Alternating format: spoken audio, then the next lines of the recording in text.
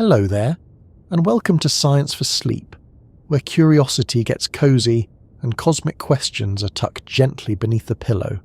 Tonight's slow unravelling takes us beyond the veil of city lights and moonlit clouds, far past the weathered orbit of our little blue planet, into a question both ancient and astonishing. Just how powerful is humanity? Not powerful in the sense of politics or pride, but in energy, in reach, in scale. How much of the universe could we possibly command if we had the time and the tools and the dream? There's a way to imagine it. A ladder of civilizations, each rung rising toward the stars. It's called the Kardashev Scale, a cosmic scoreboard drawn not in medals or monuments, but in megawatts. It's one of those ideas that makes you feel very small and wildly important all at once. So before we begin our sleepy ascent, I'd love to know, where in the world are you right now? And if you glanced at a light switch just now, how much of the universe do you think that little click represents? If you find comfort in drifting through these kinds of wonders, if this voice and these questions feel like a good companion to your end-of-day quiet, I'd be ever so grateful if you'd give the video a like, maybe even subscribe. It helps this soft space grow gently in all directions. But now, dim the noise, let the day release its hold, and let's begin. Because somewhere between campfires and quasars, battery packs and black holes lies the question of power and how far it might carry us through the dark. Power. It's such a sharp word, isn't it? In most of our lives, power doesn't arrive as a lightning bolt. It hums softly, in the glow of a bedroom lamp, the buzz of a refrigerator, the soft whirl of a laptop late at night. It's in the charge of a phone that cradles our calendars, our conversations, our memories. Invisible, instant, assumed. We don't often stop to think about how remarkable that is. That the flick of a switch summons light from a wall, that a tiny rectangle in your hand can call another tiny rectangle on the other side of the earth, that when we heat soup or light candles or open a door with a motorized hiss, we're bending the universe ever so slightly to our will. But power, real power, hides in plain sight. It's in the comfort of hot water in the morning, in the way cities stay aglow while stars vanish, in the confidence that your toast will pop up golden instead of blackened smoke. We rarely call it energy in those moments. We just call it working. And yet, if you pause, if you look around your room right now, almost everything you see is quietly spinning because of fire made invisible. Electrical grids, fossil fuels, solar panels sipping photons from the past. Human civilization is draped in a shawl of stolen starlight, woven from 100 centuries of learning how to burn, capture, store and control. But how does that feel? Oddly, normal. We live inside a miracle so constant we call it mundane, a world where people get annoyed when the Wi-Fi hiccups, where waiting 40 seconds for the microwave is cause for complaint, where we carry in our pockets more computing power than what guided astronauts to the moon. So what does power feel like? Sometimes it feels like impatience. Sometimes it feels like forgetting how amazing everything is. And sometimes, like now, it feels like wondering what lies beyond our current reach. Wondering, are we powerful yet? And if not, what would it take to become so? The truth is, we only really notice power when it's missing. In a blackout, the room swallows itself. The fridge sighs into silence. The digital clock becomes a blank stare. And you're left, suddenly, with the ghost of all your machines, powerless but present. That's when we realise how much of our comfort, our rhythm, our sense of modernity is floating on a current. Electricity is a language we don't even speak. We just live in it. But zoom out just a little further and the story deepens. What if, instead of a single person in a dark room, you were an entire species in the dark, flicking switches, building things, warming homes, launching satellites? And you asked, How far can we take this? That's where imagination begins to stretch, and it turns out this is not a new desire. Power, as an idea, has always been with us. Not just the power of muscles or money, but of tools, of control, of bending nature to need. Early humans tamed fire, later water, then wind, then coal, then atoms. And always with one eye looking upward, to the stars.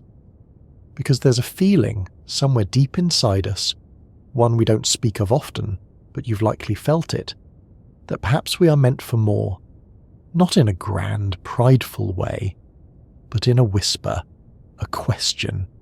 Are we still small, or are we already becoming something more? Now pause here for a moment. Try to remember a time you stood outside at night, far from cities, far from phones, and looked up. The sky above like a velvet canvas pricked with cold diamonds. Maybe you felt small, maybe you felt ancient, or maybe you felt powerful. Not because you could reach those stars, but because you wanted to. That desire to reach, to build, to expand, to harness, is one of the most ancient feelings we carry. We dream of more, and that dream has weight. The Russian astrophysicist Nikolai Kardashev once tried to measure that dream. Not the ambition itself, but the potential behind it. What if, he wondered, we ranked civilizations not by their culture or their art or their philosophy, but by the energy they could control? That idea, the Kardashev Scale, is what brings us here tonight. But before we climb its steps, it's worth lingering in the hallway for a while. Because the very notion of scaling civilization by energy, of linking power to progress, feels strange, exciting, yes, but also a little cold, a little clinical. After all, we're taught to value kindness over kilowatts, empathy over entropy. And yet, in the quiet corners of thought we sense the truth. Energy is possibility. It's the difference between surviving and thriving, between a candle and a continent, between dreaming of the stars and reaching for them. When a child draws a rocket ship, they are sketching the future of fuel. When someone turns on their heat in winter, they're performing a kind of soft magic, the world yielding just enough to make a room feel safe. But how much energy do we truly control? Not in a household, not in a city, but as a species? The answer is humbling. By Kardashev's reckoning, we haven't even reached Type 1. That's the first rung on his imagined ladder, a civilization that can capture and use all the energy available on its home planet. Every gust of wind, every wave, every photon of sunlight, every drop of geothermal fire, every possible output Earth could offer, harnessed with ease. Humanity? We're not there yet. We're somewhere around 0.73, not even a full step, but we're climbing. And here's where perception begins to play tricks on us again, because in daily life, surrounded by screens and sound and signal, it feels like we're already mighty. A global internet, skyscrapers taller than clouds, machines that diagnose disease, simulate worlds, translate languages in real time. We make metal fly. We teach circuits to think. We beam live concerts to opposite hemispheres. Surely that counts as power. It does. But Kardashev's scale asks a different question. Not what can you do, but how much energy could you command if you needed to? It's a haunting question, and a hopeful one, because beneath it lies something deeper, potential. We are still growing, still stumbling upward, still in Kardashev's eyes a species at the start of its story, and there's comfort in that. Because every light that glows around you right now, every whisper of electricity in the walls, is part of that slow, quiet climb. Every invention, every idea, every time a scientist connects a circuit or a child wonders where electricity comes from, we move a fraction higher. Power, it turns out, is not just about what we can do.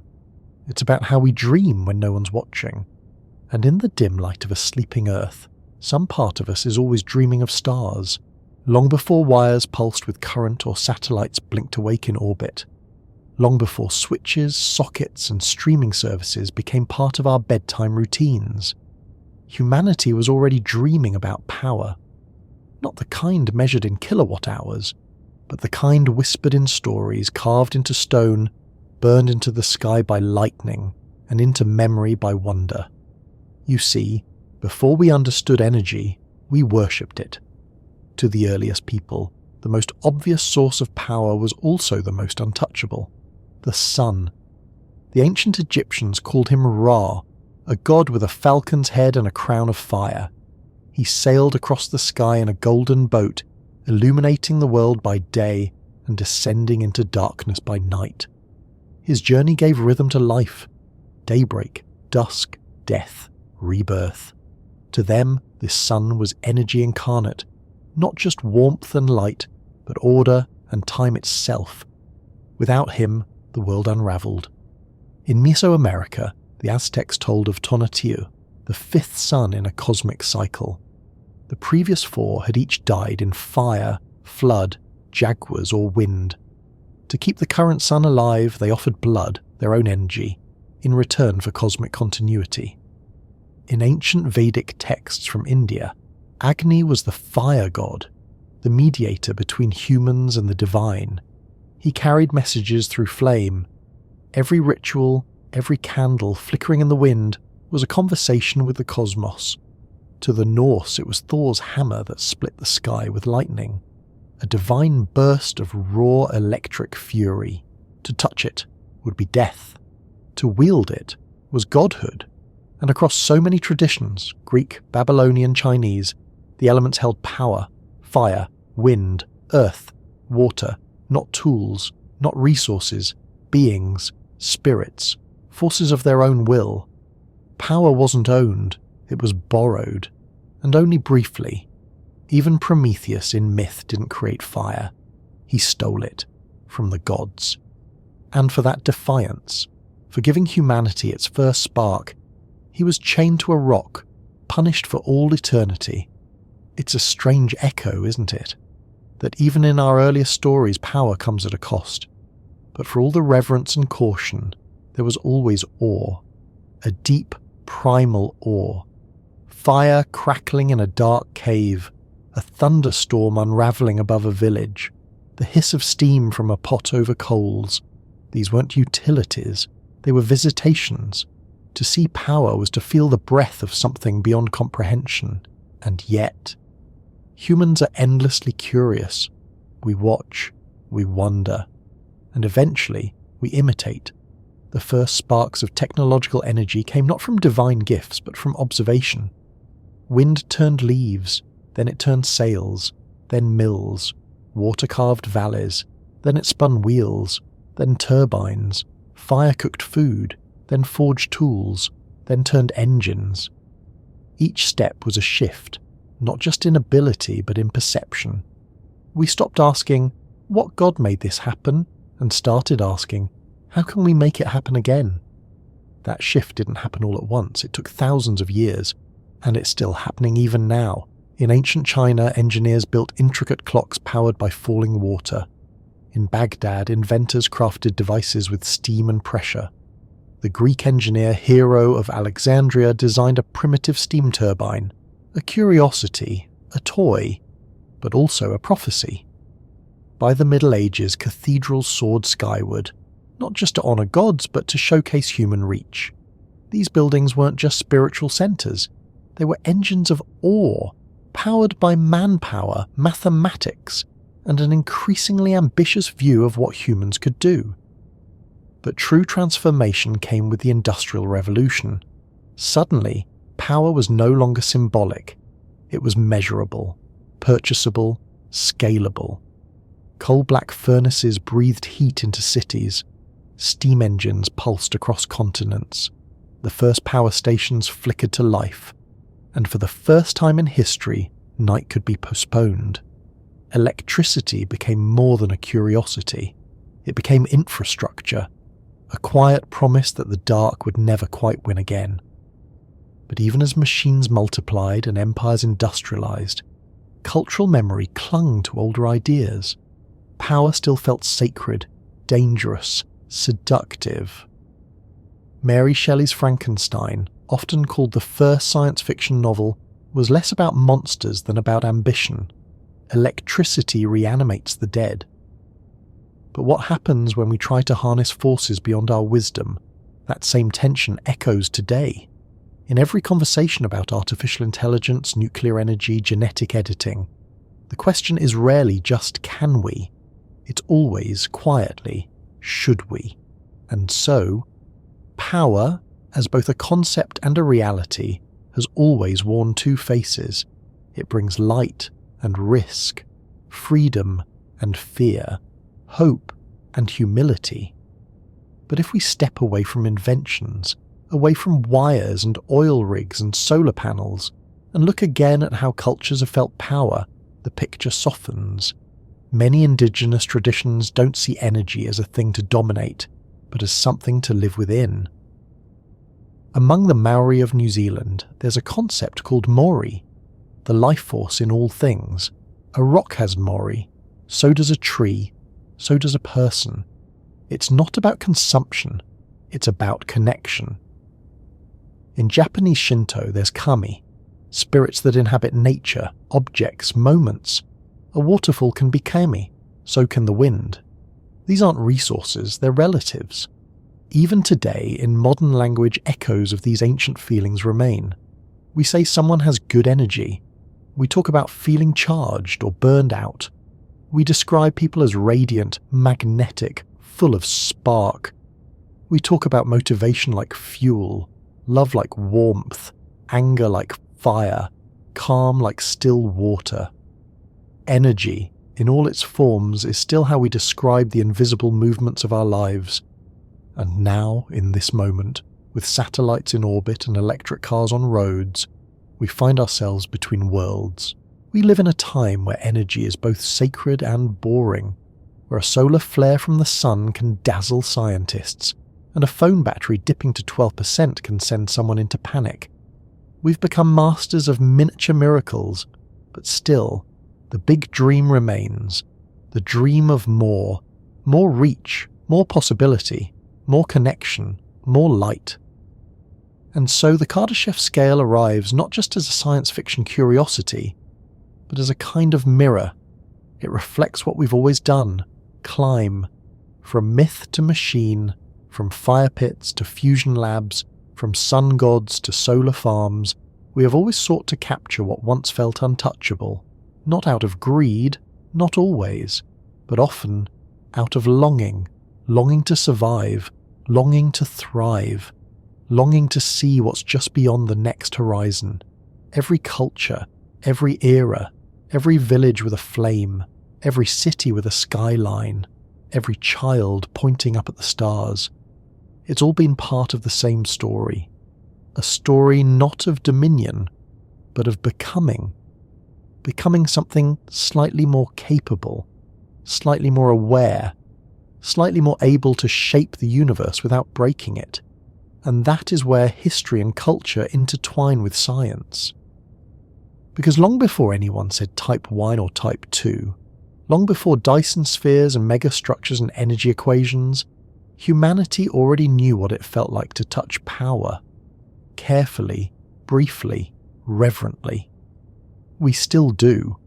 Every time you plug something in, every time you see headlights in fog, every time your body warms in the sun, that's not just convenience, that's contact. And perhaps the great civilizations, the ones higher up the Kardashev scale, don't just have more energy. Maybe they've learned how to feel it too, to notice it, to honor it, to hold it with both hands and then let it go. Because real power may not be in what we command, but in what we remember, even after we do. To understand the Kardashev scale, not just its tiers but its tone, we need to shift how we think about growth. Not the kind you can see in a mirror, not even the kind marked on graphs or charts, but a stranger kind. A growth in what we can influence, and how far that influence can reach. Nikolai Kardashev proposed his famous scale in 1964. He was an astrophysicist, tuned not only to the mathematics of the cosmos, but to the possibility of what might live within it. He asked, quietly but profoundly, if intelligent life exists elsewhere, what would it look like? And more importantly, how would we recognize it? In a universe where signals drift across billions of light years, filled with noise, dust, and time, how could we ever spot another civilization? His answer was simple, elegant, not about language or culture, but about power. Look for energy.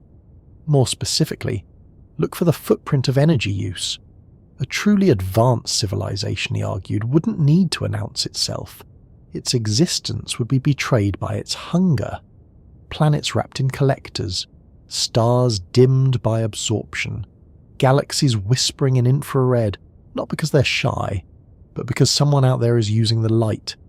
This was the birth of the Kardashev Scale, a framework for measuring technological advancement based not on morals or machines, but on how much energy a civilization can harness.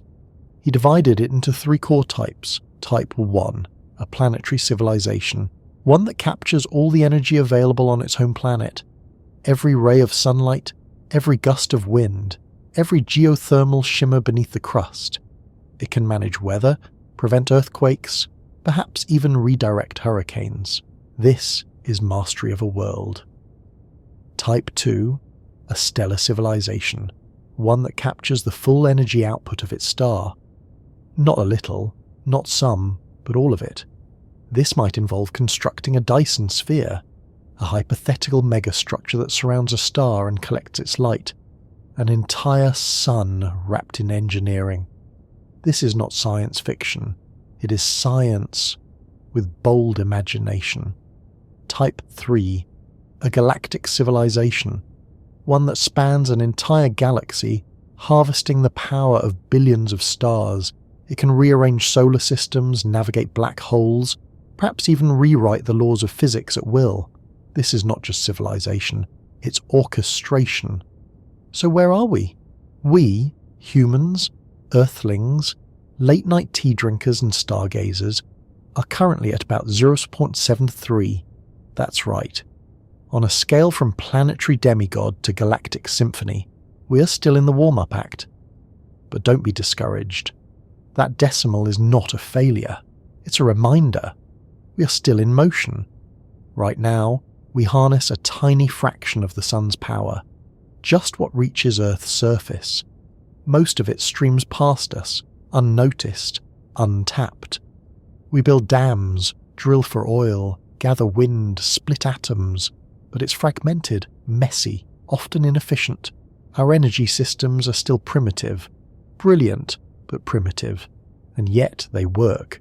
Your phone charges, your oven bakes, your cat warms herself beside a heater. Magic, by any other name, and slowly we're learning. Not just to generate energy, but to understand it. Because if the Kardashev Scale teaches us anything, it's that how we use energy matters as much as how much we use. Let's linger here for a moment on this strange idea that a civilization could wrap a star in technology. The Dyson sphere, named after physicist Freeman Dyson, no relation to the vacuum cleaner, is a thought experiment, an answer to the question, if we wanted all of our sun's energy, how would we get it? The simplest version is a solid shell around the sun, but that's wildly unrealistic. The forces involved would tear it apart. More feasible models imagine Dyson swarms, thousands or millions of solar collectors orbiting the star, each gathering a slice of light, like petals around a flame. It sounds impossible, absurd, and yet, if you showed a smartphone to someone from the 1300s, they'd say the same thing. If you described GPS to a sailor from the 18th century, they'd laugh or pray. Progress is always impossible until it isn't. And here's the curious thing. Building a Dyson swarm wouldn't require breaking the laws of physics, just bending them, cleverly, patiently, at scale. Because scale is everything. A Dyson swarm wouldn't be built in a day or even a century. It would grow, slowly, module by module, robot by robot, until one day the sun would shine a little dimmer from the outside and a little brighter from within. That's the leap from type 1 to type 2, from planetary to stellar, from earthbound to sunbound. But let's come back, gently, to where we are now. Our current global energy consumption is roughly 18 terawatts. That's 18 trillion watts, a staggering number. Enough to boil oceans if used unwisely. Enough to run billions of light bulbs if used well. Yet compared to the sun, it's nothing. The sun bathes Earth in about 174,000 terawatts every second. That's more than 10,000 times what we currently use, and that's just what touches us. The full output of the sun, every blaze, every burst, every photon, is estimated at 400 yottawatts. That's a 4 followed by 26 zeros. We can't even imagine it. But it's there, raining down, slipping past us, untouched. The Kardashev Scale is not just a way to measure growth. It's a mirror for humility, and yet hope. Because we're not empty-handed. We've built solar panels that sip from starlight. We've developed fusion experiments that try to mimic suns in bottles. We're building smarter grids, cleaner turbines, better batteries. We're learning. And the faster we learn, not just to create energy but to coordinate it, the faster we climb. Because energy alone is not enough. To move up the scale, we must also master distribution. Imagine giving a caveman a power plant. Without understanding, it's just a pile of rocks. Understanding is key, and that's where the Kardashev Scale intersects with systems, with sociology, with strategy. It's not just about invention, it's about intention. A Type 1 civilization doesn't just have energy, it balances it, shares it, regulates it. It creates harmony, not just horsepower. And that might be the true message hidden in Kardashev's idea. Not, look how mighty a species can become, but look how coordinated it must be. That idea, quiet, persistent, might be more powerful than any reactor. Because something happens quietly when we begin to see energy not just as utility, but as identity. Not as a number on a spreadsheet, but as a reflection of who and what we are becoming. At its heart, the Kardashev Scale isn't really about technology. It's about consciousness, stretched outward, amplified, made radiant. You see, when a species starts manipulating power on a planetary scale, it also begins to rewrite its own nature, no longer shaped only by environment, but shaping the environment itself, no longer drifting through weather, but directing it, no longer surviving by chance, but thriving by design. A Type C1 civilization doesn't just capture Earth's energy, it becomes a steward of Earth. It manages climate, maintains balance, preserves ecosystems while extending its reach. It must, or it won't survive long enough to make it to Type 2, and that's the first great paradox of Kardashev's ladder. To grow vast, we must grow wise, because the higher the scale, the higher the stakes. We often imagine power as freedom, as the removal of limits. But energy, real energy, doesn't just liberate, it binds. The more we control, the more we're responsible for. A campfire warms a village, a fusion core powers a city, a star in your grasp. That's the weight of suns and consequences. So what does it look like? This shift from planetary survival to planetary symphony. Imagine weather forecasts that don't just predict storms, but diffuse them. Imagine deserts blooming not through miracle, but math. Imagine food grown in skyscrapers, energy pulled from the tides, and pollution turned into clean air, not by accident but by design. That's a world where energy isn't something we extract, but something we partner with.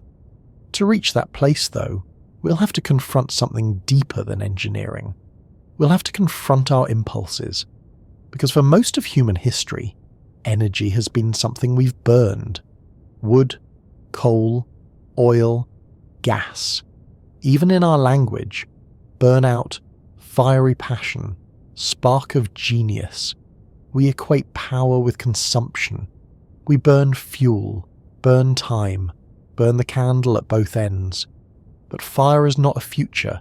Fire is a beginning. The real leap, the one that takes us up the Kardashev scale, happens when we stop burning and start building. When we stop measuring energy by how much we can take and start measuring it by how much we can sustain. Solar, wind, fusion. These aren't just technologies, they are philosophies, soft, persistent, generous, like the sun itself. Now let's imagine the next step, type 2, and ask what that actually means for a species.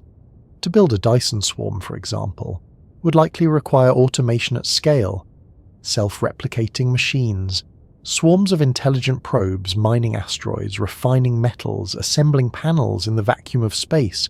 It would take patience, hundreds of years, maybe thousands, not a burst of progress, but a slow blooming, like coral in the deep sea. And yet, we are already sowing the seeds. Space agencies are experimenting with solar sails. Private companies are building reusable rockets. Scientists are planning mining expeditions to near-Earth asteroids. There are serious peer-reviewed papers on megastructure design. And still, we haven't solved hunger. That's the contradiction. And the warning. Because climbing the Kardashev scale isn't just about tools, it's about timing. If we chase stars before we fix Earth, we may bring our chaos with us. And yet, there's hope here too. Because energy isn't just external, it's biological, emotional, psychological. Inside you right now, a tiny organ called the mitochondrion is converting glucose into ATP, molecular energy. Every thought, every breath, every word you speak, powered by ancient chemical processes.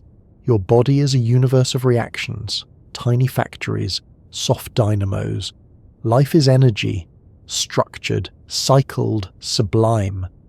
Even your thoughts about the Kardashev scale, this very moment of imagination, is a dance of electrochemical fire.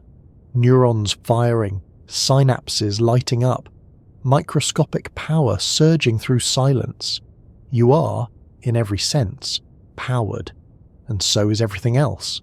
The tree outside your window, it's a solar collector, one that stores sunlight as sugar and gives back oxygen in return. The ocean, a thermal battery soaking up heat, releasing it as storm or calm. The earth, a spinning dynamo with a magnetic field strong enough to deflect solar wind. Nature doesn't need megastructures. It's been running an energy economy for billions of years. Zero waste, full return. So maybe, just maybe, the higher rungs of the Kardashev scale don't look like gleaming metal rings around stars. Maybe they look like harmony. Maybe a truly advanced civilization doesn't dominate energy. It blends with it, dances with it, balances production and protection. Maybe type 2 isn't louder, it's quieter. And type 3, perhaps that's not conquest of galaxies, but understanding them, listening to them, becoming a part of them. Because if the universe is a machine, it's also a mystery. And power without perspective is a dangerous thing. Still, we dream, and rightly so. Because dreams too are powered, not by physics, but by possibility. And that's what the Kardashev scale truly offers. A map, not of territory, but of becoming. A map that says, here's where we are, here's where we could go, and here's what we'd have to become to get there. To wield the energy of a planet, we must first learn to share it. To capture the light of a star, we must first learn to see it, not just as a fuel source, but as a miracle. To master a galaxy, perhaps we must first master humility, and that, in the end, is the strange beauty of this quiet cosmic scale. It measures watts, but it reveals values.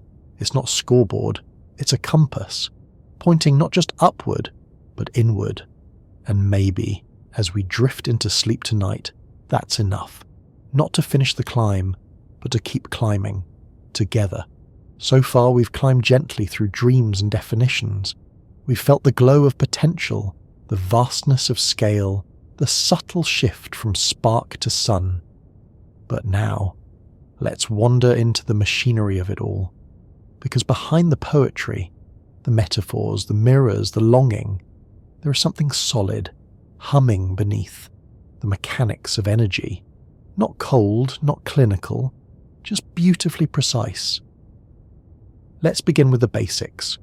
What would it actually take to move from where we are, a Type 0 point-something civilization, to that first bright milestone, Type 1, a planetary civilization? To reach this level, we would need to capture, store and manage roughly 10^16 watts of power. That's 10 quadrillion watts, 1,000 times more than what humanity consumes today. To put that in perspective, imagine lighting up every light bulb, every street lamp, every screen, every device across the entire Earth, and then multiplying that by 1,000. Imagine powering cities under oceans, deserts that bloom because we will them to, satellites that orbit not just for signal, but for balance, redistributing solar energy between hemispheres like celestial thermostats. The tools for this don't belong to the far future. They're already beginning to arrive, piece by quiet piece. Solar power, of course, sits at the centre. Every second, the Earth receives enough sunlight to power all human activity for over an hour. Yet we collect only a sliver. Our solar panels are growing smarter, thinner, more flexible. Some are transparent, built into windows, rooftops, even paint. We are learning to harvest light, not with force, but with finesse. Then there's wind, ancient, patient, ever-present. Wind turbines have gone from creaking rural oddities to vast white sentinels turning over hills, coastlines, and even seas. The largest ones now rival skyscrapers. Their blades sweep through football fields of air. One rotation can power a home for a day, but wind is not just power, it's rhythm. And then there is geothermal, heat from below, the molten whisper of Earth's core, still largely untapped, yet as constant as breath. In Iceland, entire towns run on this invisible fire. Elsewhere, it bubbles underfoot, waiting, silent, ready. These aren't distant dreams, they're gatherings, small steps toward planetary stewardship. And yet, even if we captured every sunbeam, every breeze, every molten pulse, we'd still need something more: storage. Because energy isn't always where or when we need it. The sun doesn't shine at night. The wind doesn't blow on command. Geothermal heat lies deep behind walls of stone. So we build batteries, not just in phones or cars, but in grids, massive humming vaults of stored possibility. Some use lithium, others gravity or salt or even liquid air. There are batteries that lift concrete blocks during the day, then lower them at night, turning potential energy into power. There are underground caverns where compressed air waits like breath held in lungs, released only when demand rises. Storage is the unsung hero of energy progress, the quiet in between that makes continuity possible. And all of it, generation, transmission, storage, must be coordinated. This is the heart of the next phase, because to be a Type 1 civilization isn't just to have more power, it's to have conscious power, every watt accounted for, every surge absorbed, every need anticipated. Think of a planetary nervous system, sensors embedded in forests, oceans, cities, satellites monitoring cloud cover, lightning strikes, glacier melt, smart grids shifting power minute by minute, not just reacting, but predicting. In this world, an approaching heatwave triggers cooling before it hits. A distant thunderstorm reroutes energy away from danger. A volcano's early tremor sends alerts to stabilize supplies and shield infrastructure. This is resilience made real, not through fear but foresight. And beyond the Earth, the next rung, Type 2. A civilization that no longer leans only on its planet but reaches into space itself and begins to build there. We touched on the Dyson swarm before, that dream of millions of mirrors, panels and collectors orbiting the sun. But let's look closer. To build a Dyson swarm, we'd likely start small. Robotic factories launched into orbit, mining drones sent to asteroids, extracting metals, regolith, water. Each drone builds more drones. Each panel builds more panels. A chain reaction, not of destruction, but creation. Eventually a cloud begins to form, not of smoke, but of structure. A sphere, not solid, but alive. Orbiting, updating, evolving. This would be humanity's first true exoskeleton, a machine that lives outside the body but works in service of it. But here's a thought. Would that swarm still be ours? At that scale, millions of independent machines guided by artificial intelligence building and repairing themselves, how much human oversight would remain? Would we be conductors? Or just the composers long since retired? That's the mystery. Because as our systems grow more complex, our direct control begins to fade. We don't manage every electron in a circuit. We don't tell every water molecule where to flow. We design patterns, we set rules, and then we let go. And that too is part of growing.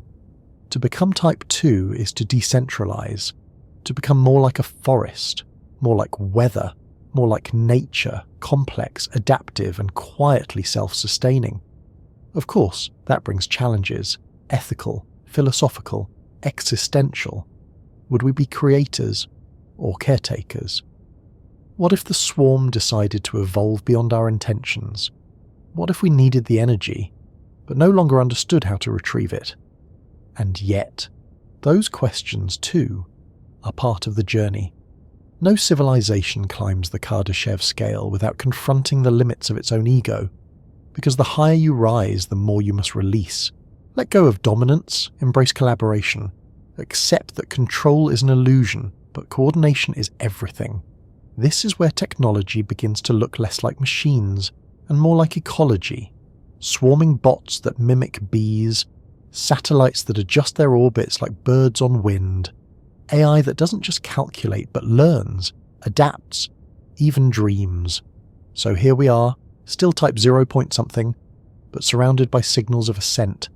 Solar panels in fields that once grew only corn, electric buses whispering through city streets, skyscrapers that breathe, adjusting their windows like gills, homes with roofs that think. We are not yet a planetary civilization, but we are becoming one, quietly, softly, system by system, choice by choice. And perhaps the most important piece isn't energy at all, it's awareness. Because awareness of our limits, our impact, our potential, is the switch we must flip before any others will truly matter. We've climbed carefully through watts and wind, sun and systems. We've peered at Dyson swarms orbiting in the imagined near future, and seen how becoming powerful might first mean becoming balanced. But what happens when we move past balance and into mystery? What happens at the edges of the Kardashev Scale, in the places where theory blurs into thought experiment and reality tiptoes toward wonder? Let's start with an odd idea, one whispered by scientists and science fiction authors alike. What if we've already seen Kardashev Type 2 or 3 civilizations and didn't know it? Because here's the thing, advanced energy use doesn't necessarily glow brighter. Sometimes it dims. A civilization that envelops its star in collectors, a full Dyson swarm, would block visible light. From a distance, that star would no longer shine as it once did. It might appear to be cooling, fading, even dying. But in the infrared spectrum it would glow. All that captured energy must go somewhere. Even the most efficient machines produce waste heat. That heat would radiate outward, a different signature, detectable not with telescopes tuned to starlight, but with those attuned to thermal breath. Astronomers have looked for these signs, searches through catalogues of stars, surveys of galaxies, hunting for strange dips in brightness, odd warmth without explanation. In 2015, one such mystery emerged. KRC 8462852 more famously known as Tabby's star. It flickered, not regularly, like an eclipsing binary, but in strange, erratic dips, sometimes dimming by as much as 20%. No known natural process explained it easily. Some wondered, cautiously, tentatively, if it might be the shadow of a megastructure, a partial Dyson swarm, a work in progress. Others offered more grounded possibilities: comets, dust clouds, gravitational lensing. So far there's no consensus, but the question remains, not just about Tabby's star, but about the principle itself. Would we even recognize advanced civilizations if we saw them? Perhaps they don't emit radio waves. Perhaps they've transcended matter as we understand it. Perhaps their energy use is so advanced it folds inward, not broadcasting, but balancing. This leads us into the realm of black boxes, entities or civilizations that consume energy in ways we can't interpret. Their actions resemble the forces of nature. They move in patterns we misread as randomness or anomaly. Could dark matter be an artifact of such beings? Could gravitational waves ripple from more than just colliding stars? Could intelligence be operating not on planets, but in nebulae, in plasma clouds, in quantum foam? We don't know, but the Kardashev Scale gives us a language, a kind of cosmic ruler, to ask. Let's go even further, beyond Type 1, Type 2, Type the 3, beyond planetary and stellar and galactic mastery. Lie the speculative extensions of the scale. Some have imagined a Type 4 civilization, one that harnesses the energy of an entire galaxy cluster. Billions of galaxies drawn into a network of shared resource and intention. These beings would move stars as we move furniture. They'd sculpt galactic winds, rewrite space-time, perhaps even slow entropy. Then comes Type 5, the theoretical limit, a civilization with control over the entire observable universe. It would not just travel through space, but expand it.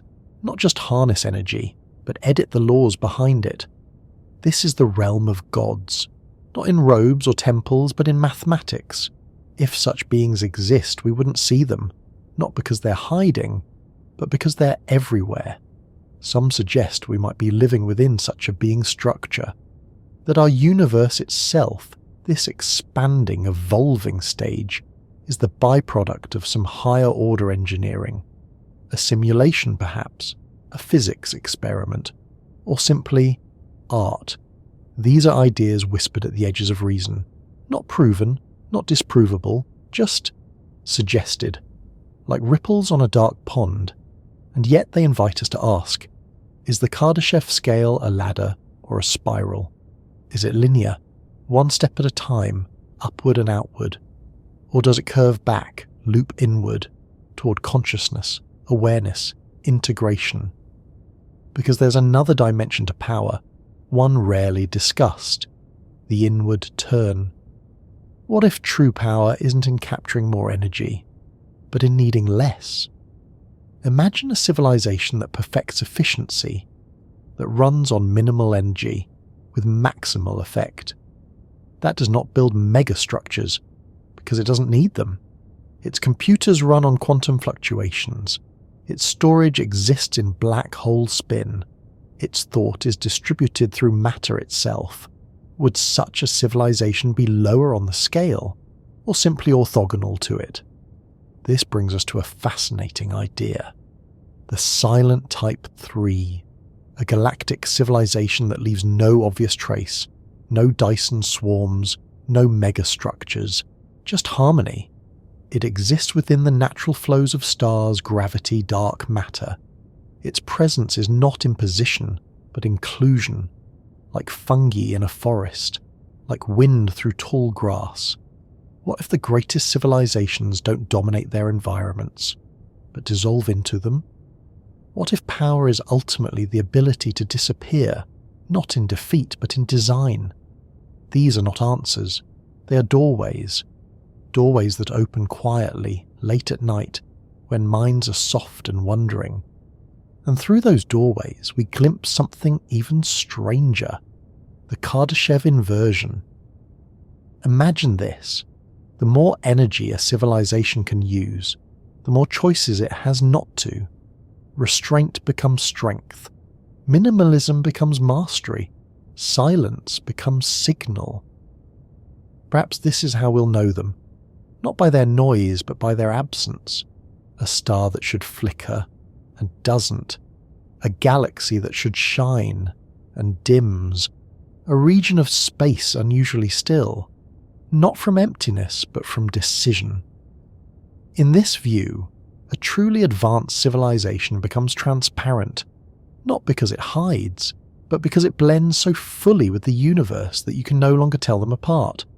This is not the conquest of stars, it is communion with them. And perhaps this is what we are growing toward, not just more powerful tools, but more mindful uses, not just energy without limits, but energy with ethics. And so, the Kardashev Scale, at its deepest level, becomes something else entirely. A meditation on growth, on humility, on what it means to live not just in the universe, but with it. And perhaps that's the greatest mystery of all, not whether we'll reach type 1, 2, or 3, but whether we'll recognize ourselves when we do. Because with every increase in capability, there must come a parallel increase in wisdom. Without that, the climb becomes collapse, the spark becomes fire, the fire, ash. But with it, the spark becomes light, the light, guidance, the guidance, legacy. And that, in the end, is the quiet promise of the Kardashev Scale. Not just that we might become more powerful, but that we might become more beautiful in how we use it. The story of how we've understood power is, in many ways, the story of how we've understood ourselves.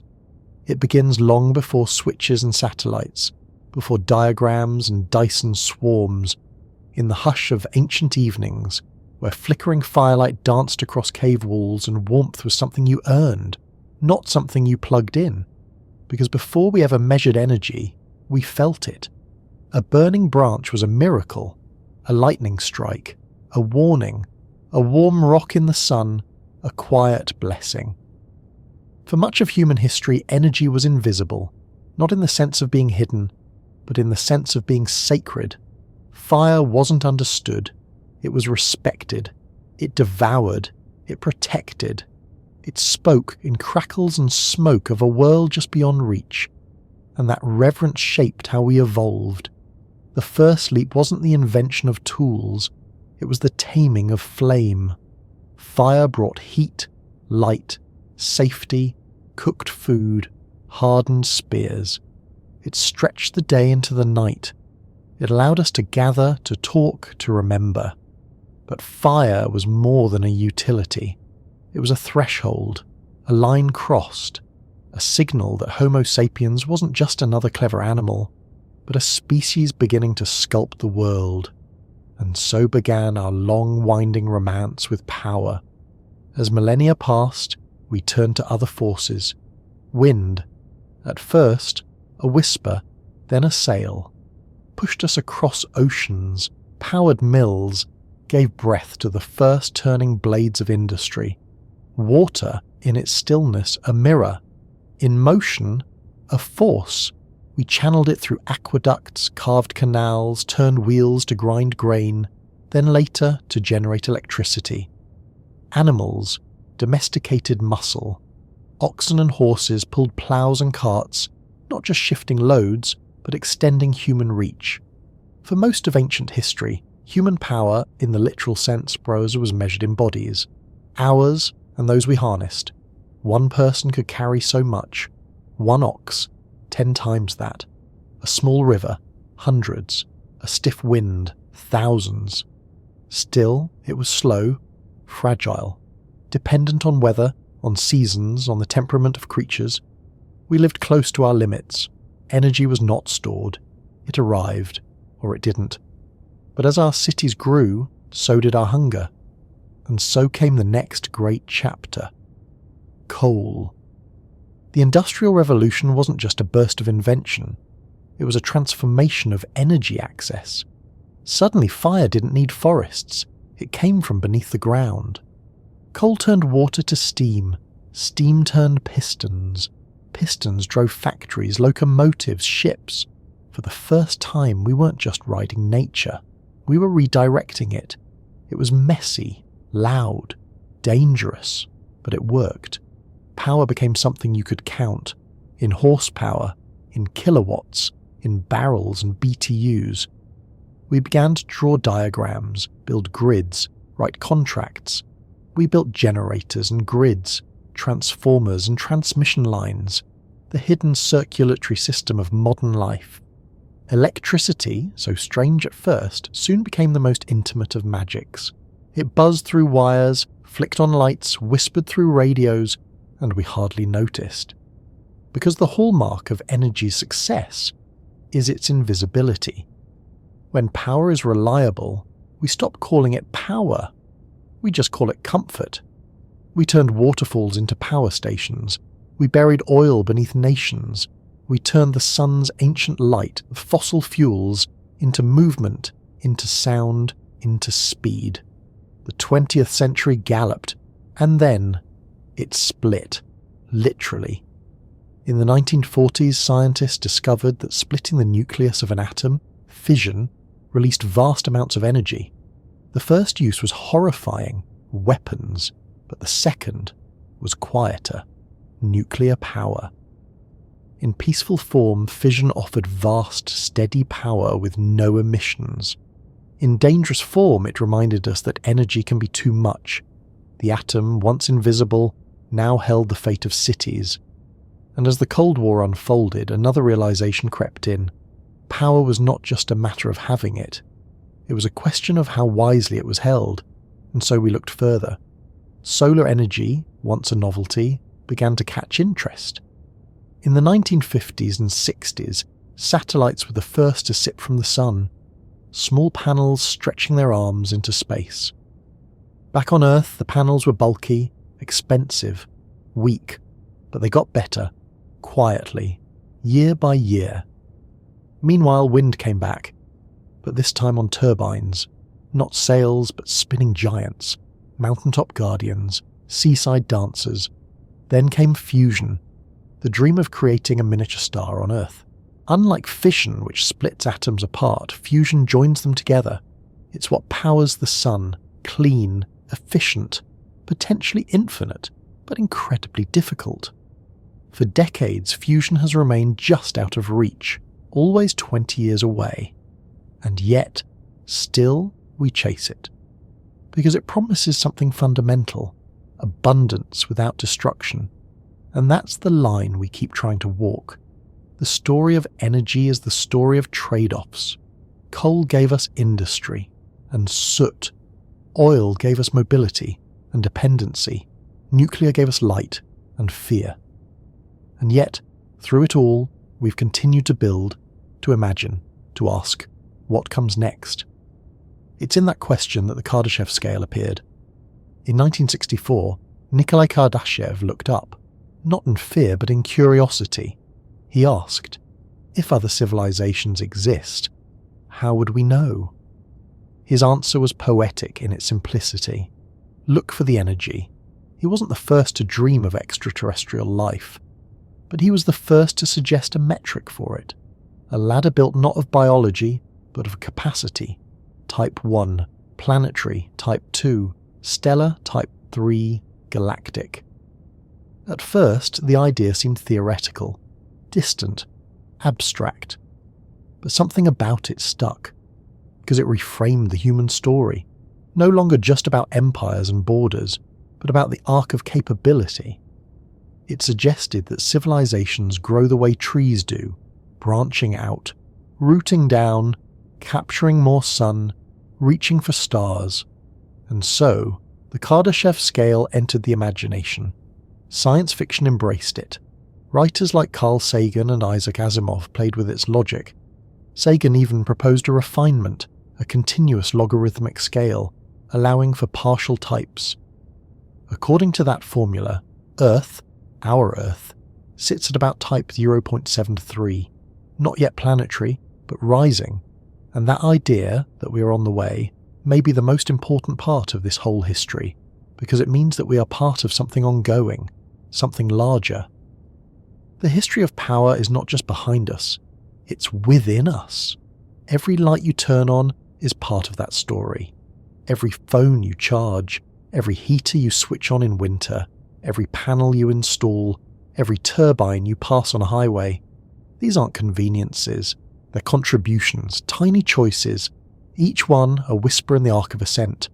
And perhaps someday, when we look back, from a world powered fully by the sun or cooled by the stars, from cities that float on winds or orbit moons, from homes that regulate their own ecosystems, from space itself built out of space, we will see this moment for what it was, not a limit, but a beginning. Because the story of energy has always been secretly the story of becoming. Power at first is about survival. Fire in a cave, food stored for winter, a shelter that holds against rain. But as soon as survival is secured, even briefly, a new question begins to rise in the stillness. What is all this power for? This is the soft center of the Kardashev Scale. Not the numbers, not the structures, but the question humming underneath. Because if we become a Type 1 civilization, and then a Type 2, and even a Type 3, if we harvest the energy of the Earth, then the Sun, then an entire galaxy, what then? What do we build when we no longer need to build to survive? Who are we when we have enough? This is where science begins to blend with philosophy, where equations soften into questions, and the Kardashev scale becomes less of a ladder and more of a mirror. Let's begin with a quiet paradox. The more power we gain, the more fragile we may become. A planet dependent on energy is also vulnerable to its absence. A system interconnected is also a system exposed. A single failure, if widespread enough, can ripple through satellites, cities, food chains, and families. So one possibility is this: a civilization may never reach Type 1, not because it isn't capable, but because it grows too fast and burns itself out. This is the Great Filter Theory, a chilling idea proposed by scientists trying to explain the silence of the stars. If the universe is full of life, why don't we hear from it? Why don't we see evidence of Dyson swarms, megastructures, or messages? One possible answer: most civilizations don't make it very far. They destroy themselves with the very tools meant to lift them. Nuclear war, environmental collapse, technological misalignment, even simple entropy, the slow wearing down of order over time. The Kardashev scale in this light becomes not a path, but a test. To climb it is not just to grow more capable, but to grow more careful, to move beyond survival and into wisdom. And that leads to another question, one less chilling, but no less profound. Does a civilization that truly understands power still need to use it? This is the efficiency hypothesis. The idea that more advanced species don't consume more energy, they consume less. They perfect their systems until every action requires only the smallest ripple of force. Their structures are seamless, their signals silent, not because they are weak, but because they are refined. To them, a megastructure may seem clumsy. A star-draining device might be considered wasteful, even vulgar. Power, after all, is only half the equation. Purpose is the other. Imagine a being that can bend space-time and chooses to meditate instead, that can light galaxies and prefers to study dew on a single leaf, not from boredom, not from laziness, but from understanding. This is where Kardashev's ladder begins to twist, because beyond the material comes the mental. Beyond capability comes consciousness. Could it be that civilizations ascend not toward larger engines, but toward deeper meaning? What if the final rung is not about energy at all, but about peace? We imagine Type 3 beings as monumental, radiant, commanding. But what if they are instead gentle, curious, kind, not conquerors of stars, but caretakers of them, invisible, because they choose to be? silent because they have nothing left to prove. That vision may sound poetic, but it is not new. In many ancient traditions, the greatest beings are not the loudest, they are the most still. Buddhas under trees, saints in silence, monks walking mountain paths, alone but aware. Power in these stories is not about force, it is about presence. And that too might be the destiny of a civilization that learns to listen. But perhaps there is another layer, a stranger one. What if our universe itself is not the stage, but the result? Some physicists have proposed the simulation hypothesis, that reality, as we know it, is a kind of program run by a far more advanced intelligence. This is not fantasy. It is taken seriously by cosmologists, computer scientists, philosophers. If true, then the Kardashev scale becomes recursive. Our climb up the scale may simply be our slow realization that we're inside a higher order energy construct, that our mastery of power is in fact a kind of echo, a mirror of the power used to create us. Some go further still. They imagine that each time a civilization achieves enough power to simulate a universe, it does, creating new realms, new physics, new beings. In this view, every advanced civilization eventually becomes a creator, and we might already be one of their creations, or perhaps we are the first. The builders of the first simulation, the quiet spark in the dark. It's impossible to say, and that is part of the beauty. Because speculation is not just for answers, it is for expansion, not just of imagination, but of empathy. To imagine other civilizations, whether machine-based, biological, ethereal, or networked, is also to stretch the boundaries of our own humanity.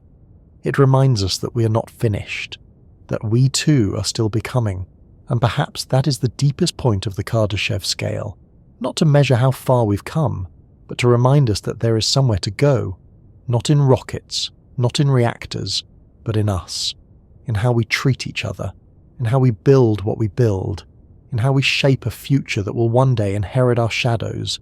Because if we reach the stars, and we are still cruel, still careless, still clinging to the power of harm instead of the power of harmony, then we will have gone far, but learned very little.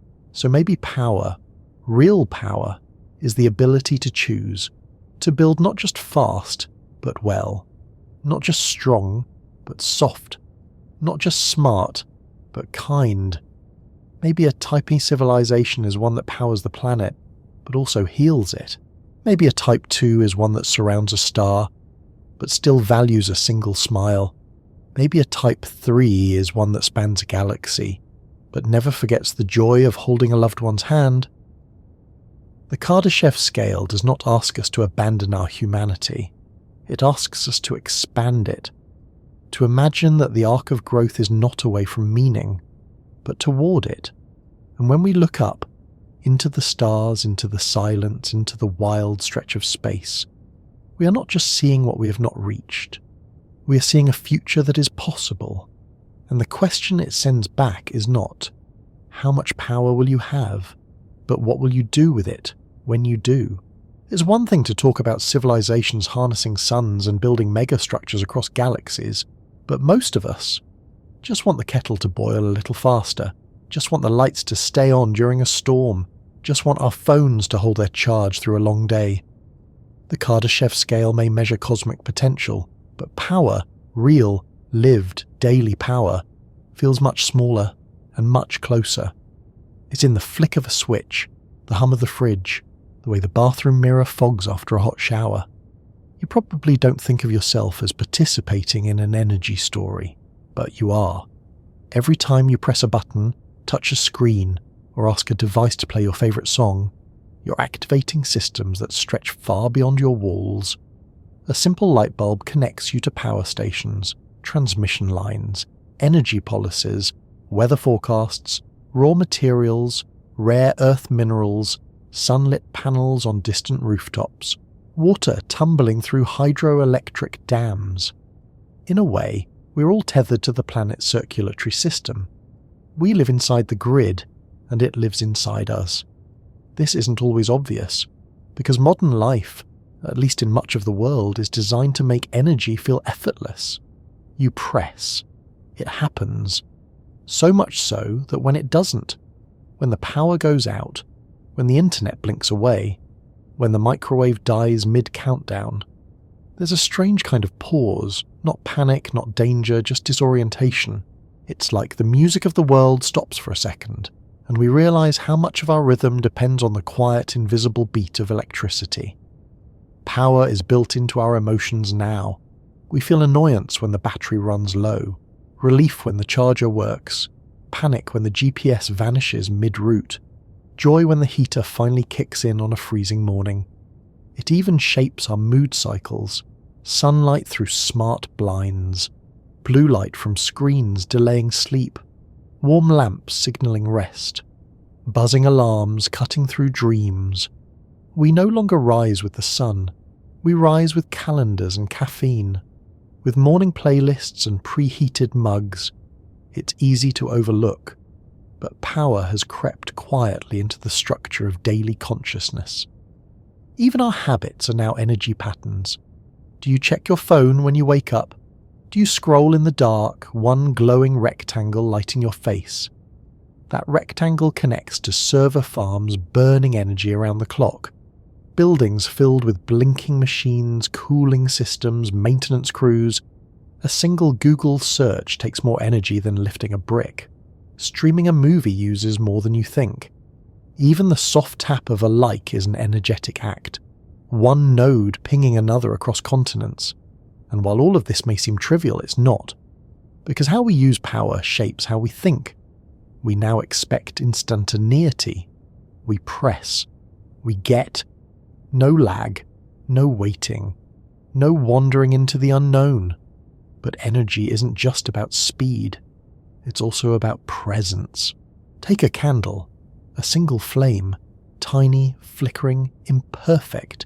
Yet it can fill a room with warmth, calm, and a sense of ritual. Why? Because it asks us to slow down. It doesn't obey a button. It doesn't flash or flicker on command. It lives. It breathes. It dims when the air shifts. There's a reason candlelight dinners still feel romantic, or why a fire pit invites conversation long after the stories have ended.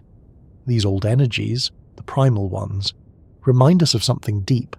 That energy isn't just function, it's atmosphere. This shows up in architecture too. Bright fluorescent lit offices buzz with urgency.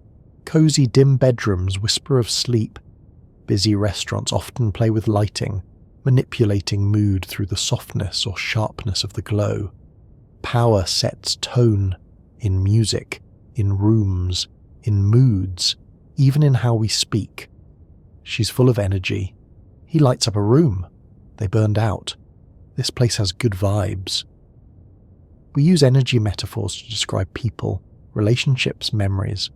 A charged conversation, a warm welcome, a cold silence. All of this, language, lighting, laughter, flows from our deep, lived relationship with power. And it's not just personal, it's cultural. Every society has its rituals of energy. In Japan, there's a reverence for minimalism, small spaces warmed precisely, not extravagantly. In Scandinavian countries, there's hygge, the coziness of candles, warmth and comfort in long winters. In some regions of the world, the power goes out regularly, and the community adapts. Neighbours gather, children play outside longer. The night becomes a little more ancient and a little more alive. Meanwhile, in the always lit cities, where time never truly sleeps, power creates a different kind of culture, one that runs on availability. Coffee at 2 a.m, groceries delivered by drone, streaming services looping until sunrise. Convenience becomes king. But connection sometimes slips, because power, for all its utility, is also a subtle barrier. You don't need to ask a neighbour for a recipe. You Google it. You don't knock on a friend's door. You message them. You don't sit by the fire and talk. You scroll. Not always, not everywhere, but often. Which begs a soft question. Has energy made us more powerful or more isolated? It's not a critique, just a curiosity, because power, like language, is only meaningful when shared. A campfire alone is heat. A campfire with others is memory. That too is part of the energy story, not just how we consume, but how we connect. Even traditions are shaped by energy. In winter holidays, we string up lights, tiny stars to echo the real ones. We gather around tables filled with food, the result of months of work, of ovens, of hands. We light candles not for light, but for meaning. And in these moments, energy becomes symbol. A birthday cake's flame, a sparkler on New Year's Eve, a lantern floating skyward at a wedding. We don't need these things, but we want them. Because power at its best is not just what fuels life, it's what celebrates it. And even in the mundane, there's magic. A washing machine spinning at midnight, giving rest to a tired parent. A street lamp flickering on just as someone turns the corner. Safety and timing. A laptop glowing in a late-night cafe, giving birth to a novel, a business, a dream. This is energy, woven into the background of being. So when we talk about Kardashev types and planetary thresholds, we're not talking about some abstract civilization far away. We're talking about us, about how we heat our homes, about how we share a socket at the airport, about how we decide when to unplug, and maybe even about how we feel. Because energy touches emotion, it shapes rest, it fuels movement, it defines rhythm. And when the world feels fast, relentless, overwhelming, maybe the solution isn't just more power, maybe it's better power, softer, wiser, quieter, the kind that doesn't just light a room, but makes it feel like home. So the next time you brew a cup of tea, or charge your phone, or pause to feel the sun on your face, remember, you're part of something immense, a planetary current, a quiet web of warmth, movement, thought, a civilization still growing, still learning, still deciding what it wants to be. And whether we ever become a type 1, 2, or 3 civilization, one thing is certain, we already know what it feels like to hold power. The question is, can we remember how to use it beautifully? What if? 2 words that glow like distant stars tempting our thoughts to drift where facts cannot yet follow. The Kardashev Scale, as scientific as it may seem, is also an invitation, not just to measure but to imagine, and in this section we let ourselves do just that. Let's loosen the grip of logic just for a while. Let's wander into thought experiments, soft paradoxes and quiet impossibilities, not to escape reality but to enlarge it. What if power didn't grow linearly, but exponentially? What if, with just one breakthrough, cold fusion for example, humanity vaulted suddenly to a type 1 threshold? No gradual climb, no long transition, just ignition. Would we be ready? Would our social systems, still tuned to scarcity and competition, survive the shock of abundance? Because energy is more than supply, it's structure. When energy flows change, everything else does too. Currency, politics, culture, meaning. Imagine a world where electricity is free, limitless, instant. Would economies collapse? Would wars vanish or simply change shape? Would work still feel necessary? Would rest still feel earned? And what happens to human identity when effort is no longer essential? Would we dream more or forget how to? Then there's the mirror version of that question. What if we're already post-scarcity, but don't realise it? What if our limitations are no longer physical but psychological? What if the challenge isn't how much energy we have, but how much we believe we need? This invites a different kind of Kardashev scale, not based on wattage, but on wisdom. A civilization that consumes less, not more. That finds satisfaction in balance. That defines success not by how far it reaches, but by how gracefully it stays. Now, let's turn the dial again. What if we discovered another civilization, right now, hovering at type 2 or beyond? Not by radio signal, not by landing on Earth, but in some strange corner of the cosmos, a region of space dimming mysteriously, a star blinking with irregular rhythm, a structure not natural, moving against the current of gravity, what would we feel? Awe, terror, jealousy, reverence? Would we send a message? Would we listen for one? Or would we pretend we hadn't seen anything at all? Because contact with a far more advanced civilization isn't just a scientific event. It's a psychological singularity, a moment that reframes everything: history, purpose, future, self. Even the idea of humanity might dissolve. In the face of a million-year-old intelligence, our languages, borders, technologies might feel like chalk drawings in a storm. But perhaps we wouldn't be ignored. Perhaps in some distant protocol we're already tagged as emerging, observed, protected, nudged. What if alien civilizations use their Type 3 status not to conquer galaxies, but to cultivate them, seeding worlds gently, waiting for sparks to catch, intervening only when absolutely necessary, a cosmic form of parenting, and perhaps we're teenagers in that model. Just discovering fire again, but now on nuclear scales, still impulsive, still testing limits, but watched, lovingly, nervously.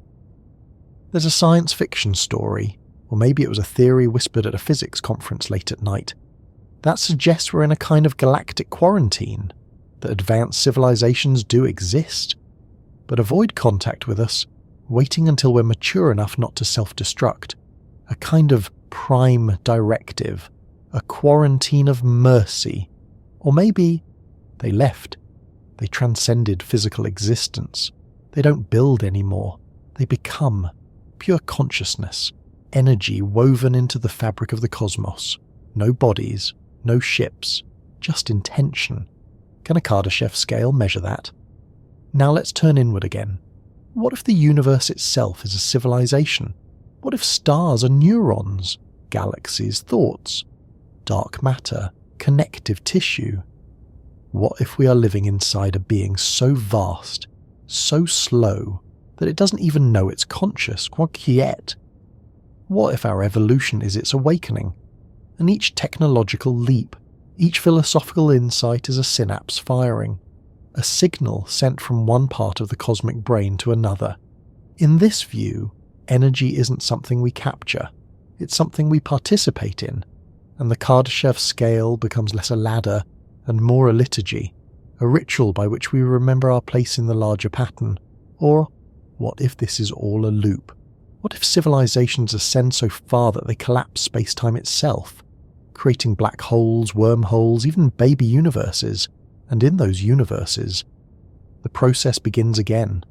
Life, curiosity, climbing, creation.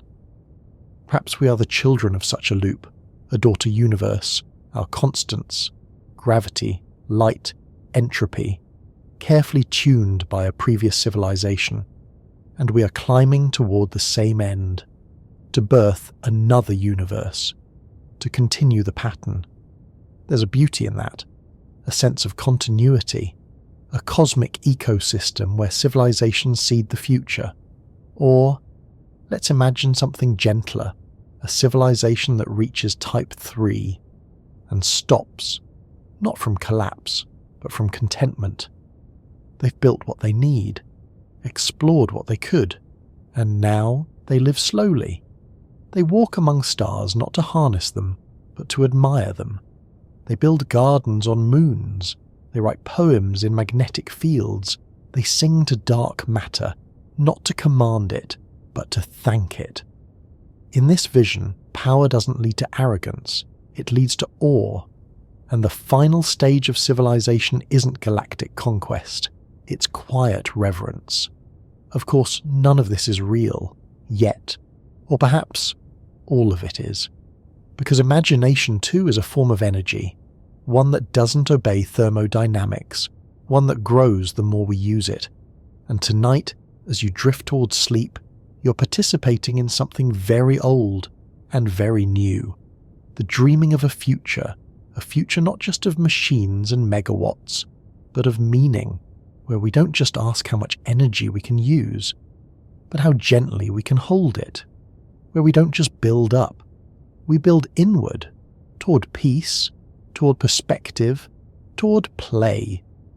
Because science fiction isn't just about prediction, it's about permission, to imagine, to question, to feel wonder again. So go ahead, close your eyes, picture a planet wrapped in oceans and light, a sun orbited by petals of silver, a galaxy humming with intention, not loud, not frantic, just aware, and know that every small choice you make here and now, every time you conserve, connect, care, you are shaping that future. You're becoming a thread in the great cosmic pattern. And maybe, just maybe, that's what the Kardashev Scale is really measuring. Not just what we power, but what we become. Maybe power is not what we thought it was. Not noise, not conquest, not domination, but something else, something softer, more deliberate, something like a whisper shared across stars. We began tonight with a ladder, a cosmic scaffold called the Kardashev Scale, asking how far a civilization might climb. From Type 1, harnessing the full power of a planet, to Type 2, orbiting the sun in swarms of mirrors and machines, to Type 3, spanning galaxies, moving stars, folding light. But the deeper we drifted, the more it became clear. This scale isn't just a measure of energy, it's a measure of becoming. Because every step upward isn't just a technical achievement, it's a shift in consciousness. To reach Type 1, we must learn to live with our planet, not just on it. To reach Type 2, we must cooperate on scales we've barely begun to imagine. To reach Type 3, we may need to surrender the idea of I entirely. Each rung demands something more, not just from our machines, but from our minds. And in that way, the Kardashev Scale becomes a kind of mirror, not of where we are, but of who we are becoming. Let's retrace, gently. We explored how the scale began, not with technology, but with a thought. Nikolai Kardashev peering into the sky asking, if life exists out there, how could we possibly recognize it? His answer was elegant. Look at the power it uses. And so he built a scale, humble with only 3 steps, but vast in implication. And from that framework our minds wandered, to Dyson's swarms that drink from the sun, to civilizations that shape galaxies with the grace of potters turning clay, to futures not of steel and flame, but of balance and silence, but also to the present, because power isn't only out there, it's here, in our daily lives, in the lights above your bed, in the hum of the fridge, in the warm charge in your palm as your phone powers up. The Kardashev Scale began as a cosmic measure, but it quietly filters into our everyday. Each device, each screen, each glow is a tiny echo of that question. How powerful are we? And the answer perhaps is not found in numbers, it's found in attention. Because we live in a web of invisible threads, each one humming with intention. Solar panels bloom on rooftops. Wind turbines turn like giant petals on distant hills. Batteries grow beneath cities like roots. Satellites drift above like watchful stars. And between all of it, us, thinking, choosing, becoming. And so we asked, what if? What if we leap too fast? What if we burn out before we break through? What if advanced civilizations are not louder, but quieter? What if the universe is filled with watchers, gardeners, creators, not conquerors? What if the most powerful beings no longer use power, because they no longer need to? What if the endpoint isn't Type 3, but something beyond measurement? And what if the Kardashev Scale isn't a line to climb, but a spiral to walk, slowly, inward, back toward the heart, back toward meaning? And along the way we explored paradoxes, that more energy might bring more peace, that more capability might require more humility, that silence could be the final form of strength. These are not answers, they are echoes, reflections left in the wake of deep wondering. Because the more we learn, the more we return to the same quiet truth.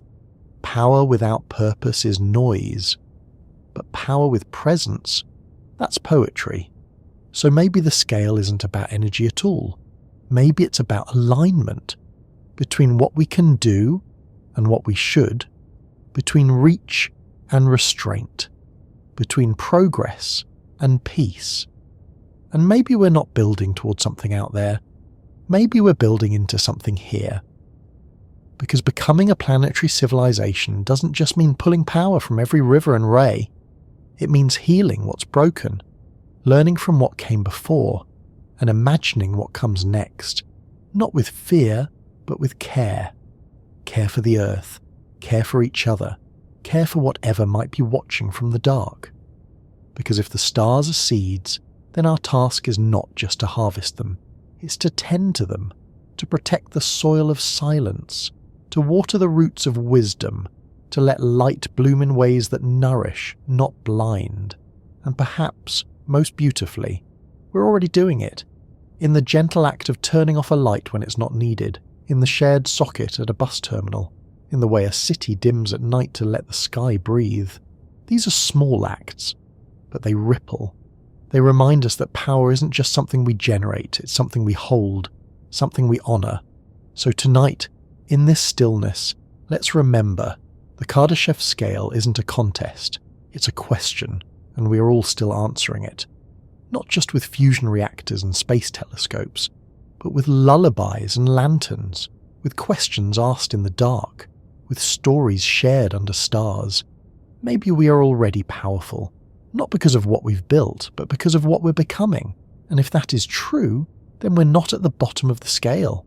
We're at the beginning of something beautiful, and what a gift it is to be here for it, to ask, to imagine, to wonder softly. So, where are you now? Still awake? Half drifting? Wrapped in blankets? Or wandering gently through the halls of thought?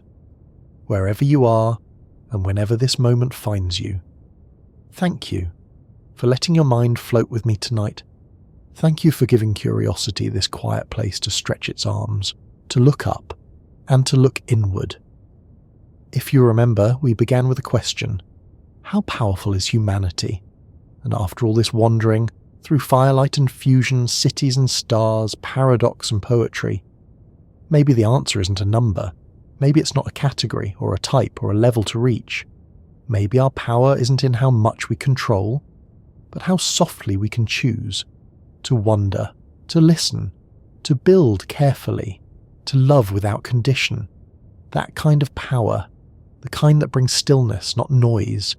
It doesn't show up on scales, but it shows up here, in you, in now.